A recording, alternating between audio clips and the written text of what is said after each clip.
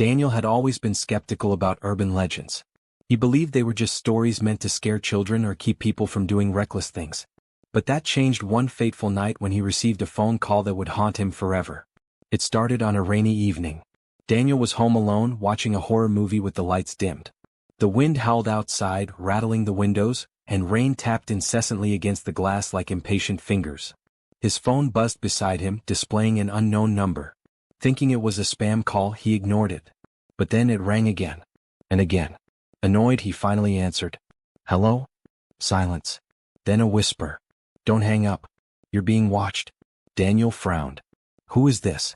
The whisper turned into a soft chuckle, almost mechanical. Then the line went dead. A chill ran down his spine. He shrugged it off as a prank and went back to his movie. But as the minutes passed, he couldn't shake the uneasy feeling creeping over him. It was as if unseen eyes were watching him, their gaze heavy and suffocating. His phone vibrated again. A text message this time. "Look outside." Daniel's heart pounded. Slowly he approached the window and peered outside. The rain blurred his vision, but under the dim glow of a street lamp, he saw a figure. Motionless. Staring directly at his apartment. It wasn't just a person, it was something unnatural. Its posture was too rigid, its head slightly tilted at an unnatural angle. The figure didn't flinch, didn't move, just stood there like a statue watching. A bolt of lightning illuminated the street for a brief moment, and Daniel could have sworn he saw its eyes, hollow and glowing red. He stepped back, his breathing shallow. Another text appeared. "I see you." Panic surged through him. He locked all the doors and turned off the lights, hoping to convince himself it was a prank taken too far. But then the phone rang again. This time the voice was distorted, almost inhuman. "You shouldn't have ignored me. Now I'm inside." Daniel's blood turned to ice. His phone slipped from his fingers as he spun around. The room was silent except for the faint sound of dripping water. His bathroom door was slightly ajar, a shadow shifting behind it. He grabbed a kitchen knife and crept forward, his pulse hammering in his ears. He kicked the door open. Nothing. Just the dripping faucet. The mirror above the sink was fogged over, yet Daniel hadn't used the shower.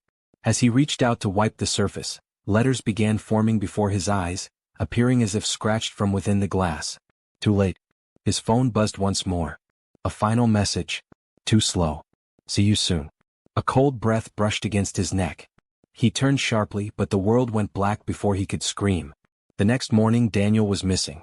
His apartment was untouched, except for his phone lying on the floor, the screen shattered, a final call still active. The caller ID simply read, "Your own number." Days passed and the police investigation led nowhere. His friends and family were left with only questions and an eerie sense of dread. Some whispered that Daniel had been taken by something not of this world, a force beyond human comprehension. Others believed he had fallen victim to a twisted game played by something lurking in the shadows of the digital world. Weeks later, Daniel's phone was placed into evidence storage. Officers who handled it reported feeling watched, hearing faint whispers in the back of their minds. One night, a curious officer picked up the device and powered it on. A single notification appeared on the screen. New message from Daniel.